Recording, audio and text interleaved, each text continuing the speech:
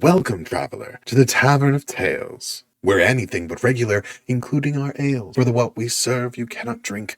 Rather, everything is ink. So set your coin aside, have a seat, and enjoy the ride. Our NoSleep, my wife's wedding vows were strange. I will be there for you, day or night, and the times between, she said. That raised an eyebrow, but not my suspicions. I had blindly loved Abigail Thorpe for 6 years. At the time, her particular wedding vows seemed endearing. She was only adding a little sprinkle and spice to the ceremony, as she did with all things. That was what I naively believed. Richer or poorer, in sickness and in health, Abigail continued, glued or unglued. My second eyebrow raised. I will protect you, my fiancé said. You will be safeguarded during your resting hours. You are my world, a vessel for my love, my prosperity, my future, and I hope to be a vessel for you, a provider, an abundant source of wealth, joy, and love. I love you, Noah. Okay, I slowly replied, smiling uncertainly at Abigail's speech. Are you just trying to delay saying I do? The crowd laughed, and ever the aspiring comedian, I grinned smugly. I was oblivious to the significance of the union being forged. I'm ready for your vows, Noah. Abigail warmly caressed my hands whilst looking at the vicar. Yes, right. Noah. I cleared my throat. What version of ChatGPT were you using? I didn't get anything like that. My fiancée rolled her eyes and shook her head. Fine, I chuckled. I'll be serious, okay? I summed up a deep breath, unmasking the clown to reveal the vulnerable man beneath. Abigail, there was no other woman quite like you, I said. From the moment we met, I was drawn to you. The only person goofier than me. I knew that I had to marry you, if only to prove to my parents that, comparatively, I'm not that weird. I heard my mother and father chortling from the front row. You are boundlessly kind, intelligent, and beautiful. My one and only love. In this lifetime, and in any lifetime.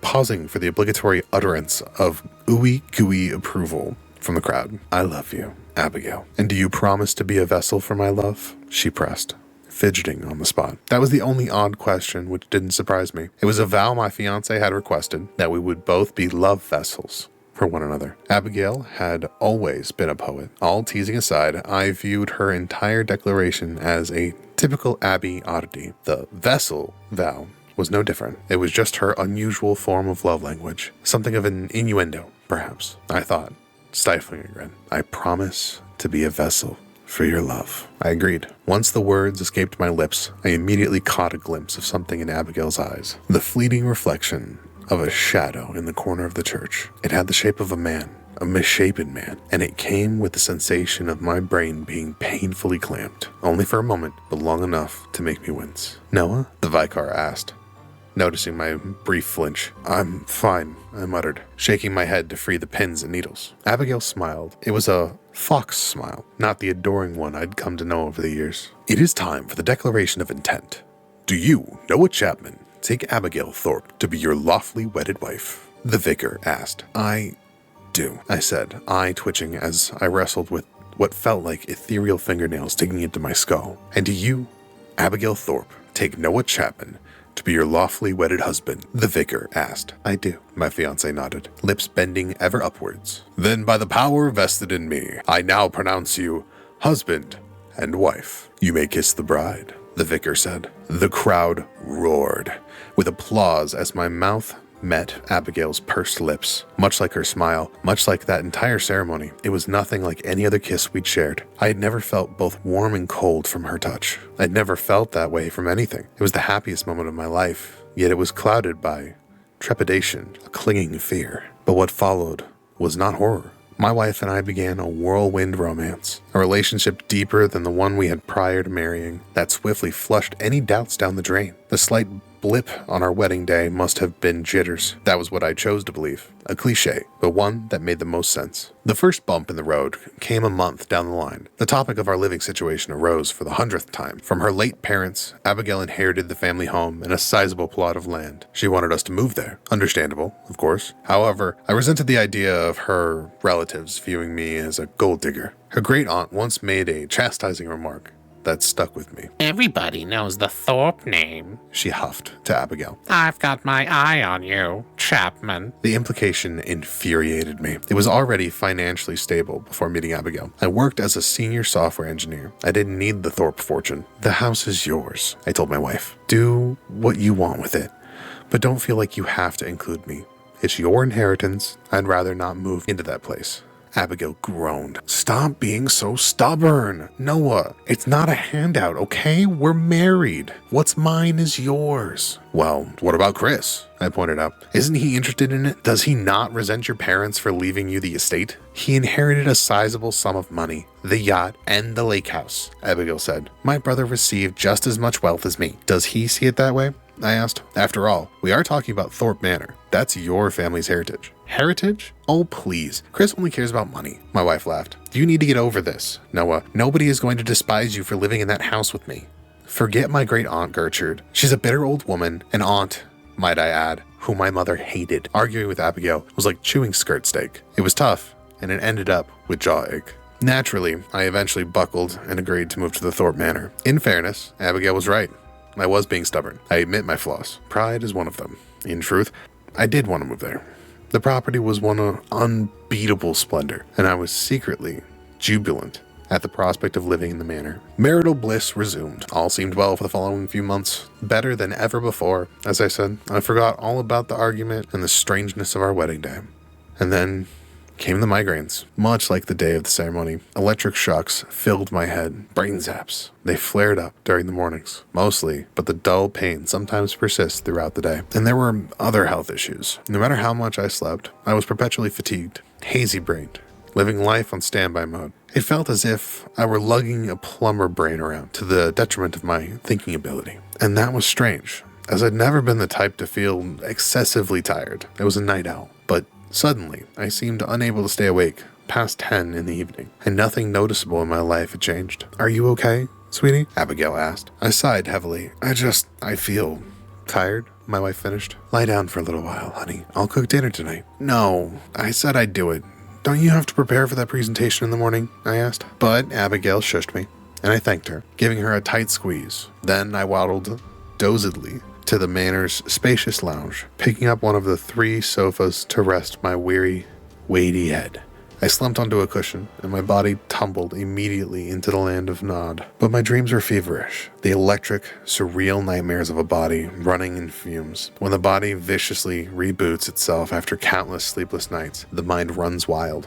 And this wasn't my first fever dream since moving into the manor, just as it wasn't the first time I'd seen the man in the corner of my sleep-fueled visions. The man with gray eyes, and no other features on his face. I woke from my nap around 5:30 in the evening. I'm sure I would have slept until dinner was ready, but the sound of an agitated conversation disrupted my rest. You need to leave, Abigail urged. It's far too early for you to be. He's asleep. Let's do it now. I am growing impatient. No, dinner's nearly ready, my wife huffed. He'll be waking up soon. There'll be time later. Fine, a woman grunted. At midpoint then. At midpoint, Abigail said. I squeezed my eyelids together, body trembling as I tried to decipher the coded conversation. I was racking my brain to pinpoint those voices. I was distracted during dinner. I wanted to confront Abigail about the mysterious visitors who left before I pretended to wake up. Of course, she would have known that I'd been eavesdropping, and something about the nature of their talk set me on a back foot. I felt exposed. Abigail had never made me feel exposed before. When we finally went to bed, I stayed awake with my eyes firmly shut. I anxiously waited whatever scheme Abigail and her unknown accomplices had in store. I channeled my inner night owl, and I wasn't worried about nodding off. Nerves will keep me awake, I decided, as with the thunderstorm, which brewed outside. However, I was baffled to be woken by my alarm clock around 7 in the morning. I'd failed to resist the pull of sleep. The sinister connotations of that fact were starting to dawn on me. The exhaustion, the excruciating headaches, the strangers in our home. Something was uneven, and on this particular morning, there was something else. The legs of my joggers were dirty and sodden. Had I been sleepwalking outside? I wondered. I wasn't convinced, so I resisted the urge to mention anything to Abigail. It was all connected somehow. My wife had something to do with it, and I devised a way to find the answers. I would film myself, see whether I'd been getting up in the middle of the night, going for strolls, repeatedly bludgeoning my head, perhaps. There had to be a logical explanation for everything, even the conversation. You might have misinterpreted or misheard them, I suggested to myself. Or Better yet, it may have been a dream. With renewed confidence, I crossed my fingers that the video footage would clear everything up. After setting up the camera, I went to bed with giddiness in my gut. I longed to wake and finally have some answers. Unfortunately, the next day, there were no damp patches or grubby stains on my clothes, and the video recording revealed that I slept through the night. Over the following days, this continued to be the case. I was starting to lose faith, until Chris came to stay. Much to my annoyance, Abigail's drunken brother, upon arriving at our manor, collapsed on the sofa. He won a sizable sum of money from gambling and immediately splurged it on a 2-day bender. It wasn't the first time that he'd earned and blown wealth. Is this gonna be a reoccurring thing? I sighed. My wife shrugged. He's an addict, Noah. We have to support him. He's working on it. Maybe. He's also a sociopath, I said, and he never has to account for his actions. Abigail pouted. Look, he's still my brother. Besides, he actually came here to clear his head. Right, I nodded disbelievingly, rubbing my own pounding forehead. Speaking of which, the migraines are back. I'm going to bed. Okay, sweetie, my wife said, planting a kiss on my sore brow. Good night. The next morning, I woke to that familiar feeling of disorientation, and for the first time, I was glad about it. I knew exactly what that meant, and I rushed to my computer, uploading the footage from my hidden camera and fast-forwarding through the events of the prior night. What the... I began. At midnight, Abigail's eyes fully opened. She lay on her back, as stiff as a plank, and as if she'd never really been asleep, as if she were hardly human, for that matter. My wife rose like a machine, and her stiff limbs carried her to the bedroom door. When she opened it, Chris entered. It's time.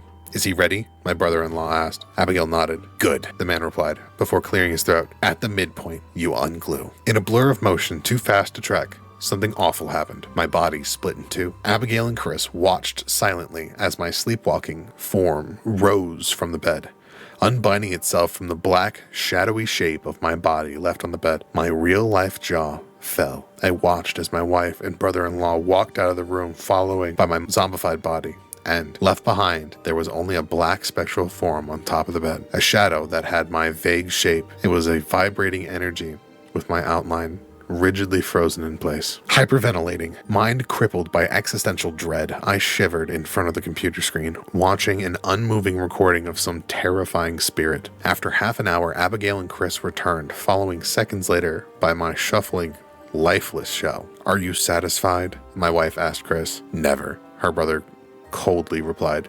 Are you? Yes, my wife said, tucking my body back into bed. It lay atop the black spirit. Then why do you do the same? Chris asked, offering a wicked smile. Abigail ignored him. I am a vessel for your love, your glue. With those words, the dark specter reunited with my body, skin absorbing the blackened form.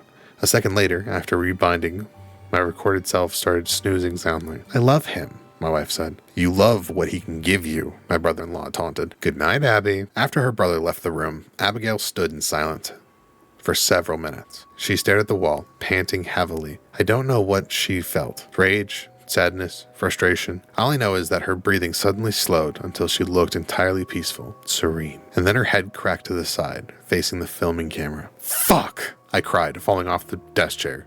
And as I climbed to my feet, my eyes were drawn to the shape in the office doorway. Abigail was home. I've been waiting for you to wake up, she sighed. Noah, I can explain. What the fuck, Abigail? I screamed. What the fucking fuck? I don't know how to tell you. I'm leaving, I cried, charging towards the stranger in the doorway. Day or night, heed your vow, she whispered. In a surge of excruciating agony, I felt my body tear in two, and by the time I realized that, I was left staring at my own physical form. It stood before me like a statue. It was a disembodied spirit enduring a terrifying outer body experience. Don't worry, Abigail said, leaving my frozen spirit behind as she led my physical shell out of the room. I'll fix you. As my wife and my body exited the office, the colors of reality swirled around me, and I stumbled into a liminal landscape of brimstone and hellfire. Strangely, I recognize it. Something stirred in my memory bank. I'd been to that place before.